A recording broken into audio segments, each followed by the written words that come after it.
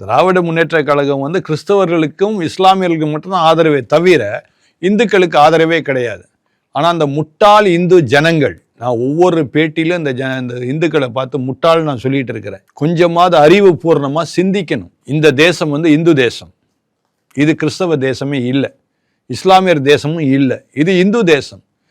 இந்துக்களாகிய இருக்கிற இந்து தேசத்தார் பிஜேபியை இந்து கட்சின்னு சொல்றாங்க.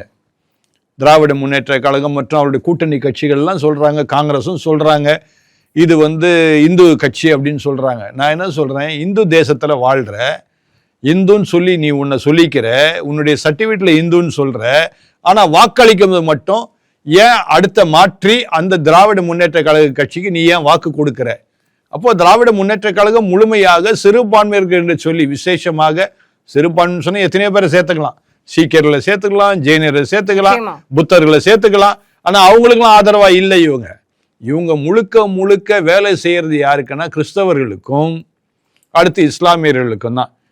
ஏன் கிறிஸ்தவர்களுக்கும் வேலை செய்யறாங்கன்னா, திராவிட முன்னேற்ற கழகத்தில் உள்ள குடும்பத்தில் நீங்க பார்த்தீங்கன்னா அவங்க எல்லாம் கிறிஸ்தவர்களாக இருக்கிறாங்க.